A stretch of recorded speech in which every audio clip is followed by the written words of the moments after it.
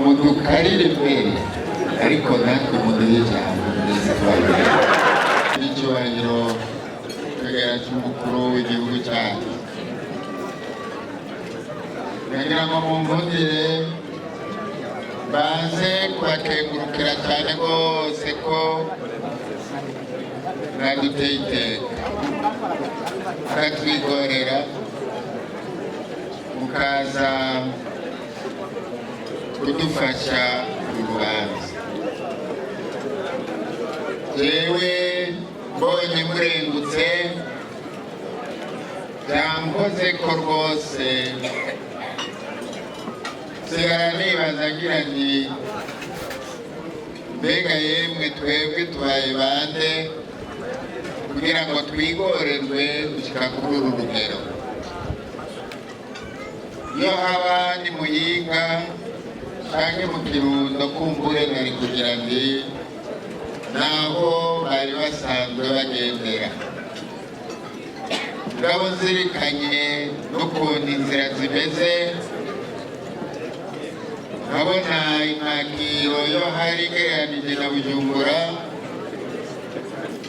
nagize nti koko turatoneshejwe no munsi. None umundire mu Kirundi bavuga bati wanga kugambararirwa tumukuze, muze mushikirire icyubahiro kizima umukuru w'igihugu cyacu, mubwire yuko tegurutse cyane rwose. Basaba yuko nyiri icyubahiro womutubwirira yuko nk'umuryango wa Ekleziya aho tugeza twariyemeje kandi n'ubu tuguma twiyemeza ko tutazokwigera twifata nk'akadumbi koba kikwiye mu gihugu. Turi mu gihugu gifise abarongozi kandi dutegerejwe kuyoboka. Hamwe twokwifata ukundi twoba dushyize kubiri n'intumbero kama y'umuryango wa Ekleziya Gatolika, kandi uwa mbere yodukubita akanywafi ni Papa Leo wa 14. Turategerejwe rero kubayoboka kandi tukabashyigikira mu kurondera ineza ya bose. Turababyeyi ba bose kandi nicyo turungikiwe mu rugo, ata n'umwe avuyemo, baba abarongoye abandi, baba ababunganira, baba abarongowe ku nzego zose bariko, bose n'abacu, nta nyagupfa na nyagukira. Ari nacyo gituma rero tugerageza uko dushoboye mu kwitwararika iyo neza ya bose. Ntituri bwirate tuvuga ngo turabuze amanegurwa. Bama batwigisha batubwira bati Ekleziya ni nyeranda, mugabo abayigize si beranda. Turafise utunenge twacu, turafise amagara make, mugabo tukagwa tuvyuka kwerekera aho nyene uko dutegerejwe kwitwararika ineza ya bose, dufatiye ku rugero twahawe n'uwatwiguze ku musaraba, ariwe Yezu w'i Nazareti, Kristu umukiza wacu. Ari nacyo gituma rero tuzirikana tukagira tuti ariko yemwe ukurikira uyu yabambwe ku musaraba kuko yanse guhemukira ukuri. Ubwo tuzobishobora ko natwe twama tuvyuka twerekera aho tubona ko hari ukuri, kuko yaratwigishije aratubwira ati Imana izogucira urubanza ifatiye ku rugero rw'ukuri wewe wabonye mu mutima wawe. Niba warakubonye mu mutima wawe ugacisha iruhande, umenye yuko intahe izokuvugira mu gahanga. Ngabataruka ashaka kuguhezayo, ashaka yuko ugaruka. Turabahanuzi rero n'icyubahiro, ari nacyo gituma rimwe rimwe twumva ko tubwirijwe gufata ijambo tukavuga.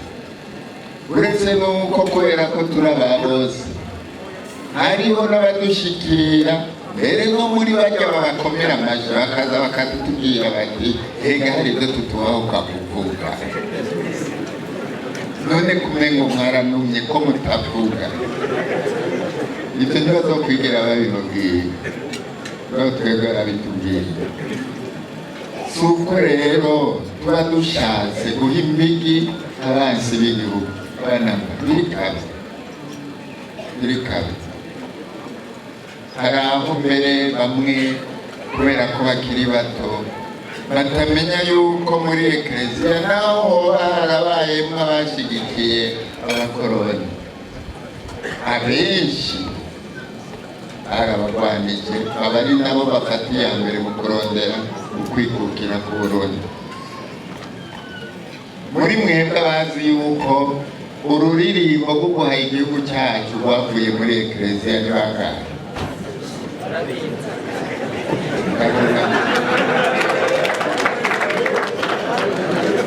Rero abari bagize inama nkuru y'igihugu yatoye amajambo y'urwo rurimi, harimo y'urwo ruririmbo nako harimo n'abasaseredoti b'Abarundi. Mbere igitangaje ni uko na Musenyeri Glorious yari umubirigi, ari muri bake bashigikiye ko intahe y'ukwikukira iboneka vuba. Hari ibintu rero tutari bunume, atari uko dushatse guha impigi abagwanya igihugu, ni uko tugira tuti uwo twakurikiye kandi n'ubu dukurikira ntaho atwerekeza. None rero n'icyubahiro muratubera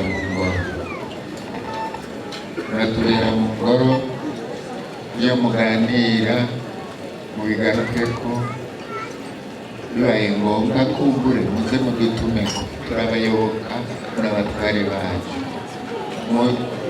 mudukarire mbere, ariko natwe muduhe ijambo ndetse tubabwire.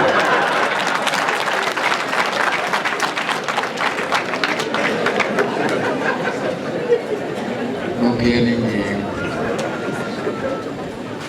gakenguruka rero ko muduhanura mugira muti mwitwararike iterambere, mwongereze. Tukaremeshwa nuko mushima ibyo bakuru bacu bakoze n'ibyo kumbure natwe tugerageza gukora. Hari abo ndabizirikana nkagira nti burya twebwe turafise akanenge nuko tutazi kugirira publicite y'ibyo dukora, abantu bamenye ibyo dukora.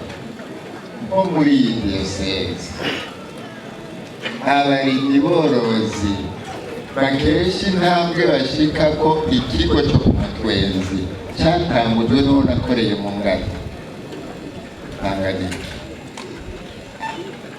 Ngabo ababimenye ko tutabigira publicite. Uwo dukurikira yatubwiye ati cy'ukuboko kwawe k'uburyo guhaye umworo ukubamfu ukabimenya.